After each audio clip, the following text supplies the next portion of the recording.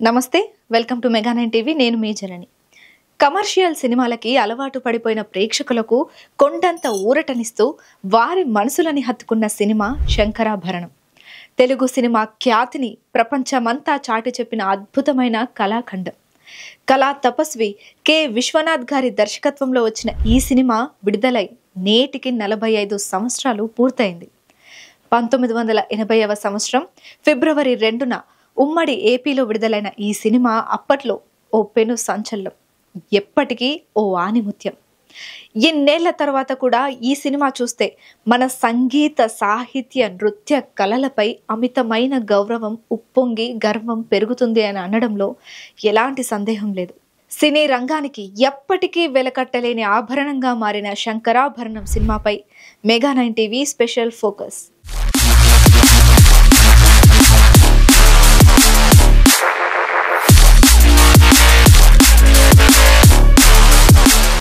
కళా తపస్వి కె విశ్వనాథ్ ఎన్నో విలక్షణమైన చిత్రాలను తీశారు. అందులో తెలుగు సినిమా కీర్తి కెరటాన్ని ప్రపంచానికి చాటి చెప్పిన కళాత్మక దృశ్య కావ్యం శంకరాభరణం. ఈ చిత్రంలోని మధురమైన సంగీతం, మనసును హత్తుకునే సాహిత్యం ఇప్పటికీ కళాత్మక హృదయం ఉన్న ప్రతి ఒక్కరిని అలరిస్తూనే ఉంటాయి. విశ్వనాథ్ దర్శకత్వ ప్రతిభను గొప్పగా ఆవిష్కరించిన సినిమా ఇది. ఇంకా చెప్పాలంటే ఆయన సినీ కెరీర్నే మార్చేసిన చిత్రం శంకరాభరణం. జాతీయ, అంతర్జాతీయ స్థాయిలో ఎందరో సినీ క్రిటిక్స్తో పాటు సామాన్యులను సైతం మెప్పించింది. తెలుగు రాష్ట్రాల్లోనే కాదు, పక్క రాష్ట్రాలైన తమిళనాడు, కర్ణాటక, కేరళలో కూడా అఖండ విజయాన్ని సాధించి అప్పట్లోనే పాన్ ఇండియా మూవీగా నిలిచింది. అమెరికాలో కూడా రెగ్యులర్ థియేటర్స్లో విడుదలైన మొట్టమొదటి చిత్రం ఇదే. శాస్త్రీయ సంగీతానికి ఆదరణ కరువైన రోజుల్లో ఈ చిత్రం విడుదలైన తర్వాత ఎంతో మంది శాస్త్రీయ సంగీతం నేర్చుకోవడం మొదలుపెట్టారు. ప్రతి తెలుగువాడు మా సినిమా అని గర్వంగా చెప్పుకునేవారు. పూర్ణోదయ ఆర్ట్స్ క్రియేషన్స్, ఏడిద నాగేశ్వరరావు, ఆకాశం శ్రీరాములు శంకరాభరణం సినిమాను నిర్మించారు. అప్పట్లో 13.5 లక్షల రూపాయల బడ్జెట్తో ఈ సినిమా తీశారు. 2 నెలల్లోనే షూటింగ్ పనులను పూర్తి చేశారు. ఏపీలో రాజమండ్రి, రఘుదేవపురం, పోలవరం, రామచంద్రాపురం, అన్నవరంతో పాటు చెన్నైలో సినిమాను చిత్రీకరించారు. ఈ సినిమాలో ఎంతో కీలకమైన శంకరా శాస్త్రి పాత్ర కోసం ముందుగా కృష్ణంరాజు, శివాజీ గణేశన్ వంటి వారిని అనుకున్నారు. కానీ చివరిగా జేవి సోమయాజులను విశ్వనాథ్ తీసుకున్నారు.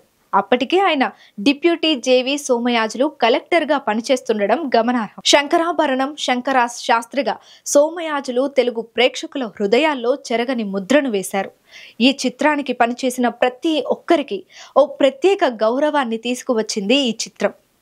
ఈ సినిమా విజయంతో జేవి సోమయాజులు గారిని అందరూ శంకరాభరణం శంకరా శాస్త్రి అనే పిలిచేవారు. అలాగే వాంపు పాత్రలు ఎక్కువగా చేసే మంజు భార్గవి చాలా పవిత్రమైన తులసి పాత్రలో లీనమైపోయింది.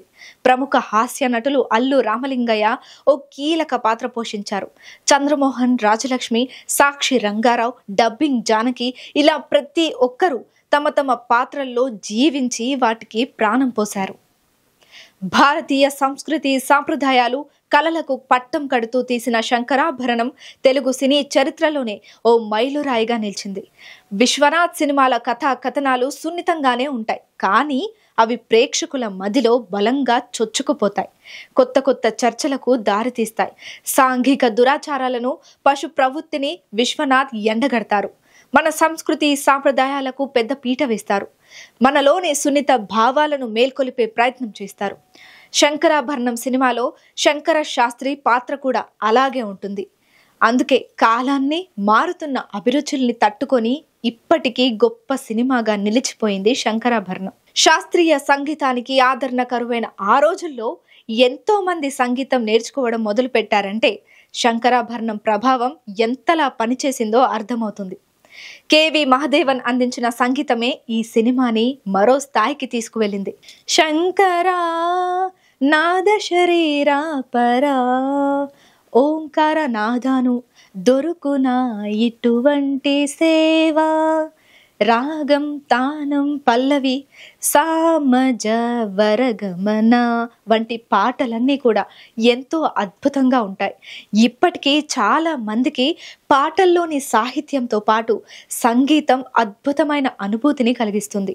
ఈ చిత్రానికి గాను కెవి మహదేవన్ ఉత్తమ సంగీత దర్శకునిగా జాతీయ అవార్డులు అందుకున్నారు. రిలీజ్ అయిన కొత్తలో ప్రేక్షకులు ఈ సినిమాని చూడడానికి పెద్దగా ఆసక్తి చూపించలేదట.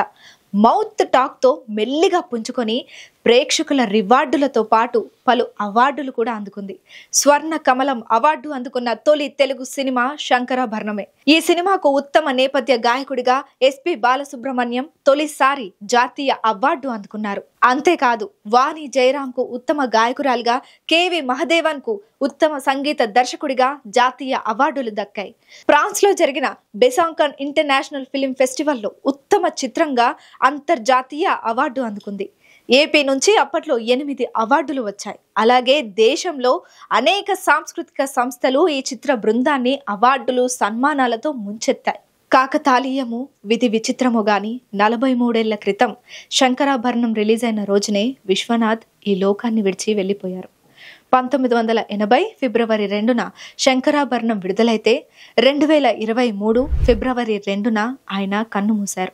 విశ్వనాథ్ గారు భౌతికంగా మనకు దూరమైన ఆనిముత్యాల్లాంటి ఆయన చిత్రాలు ఇప్పటికీ ప్రేక్షకుల మనసుల్లో సజీవంగా నిలిచిపోయాయి.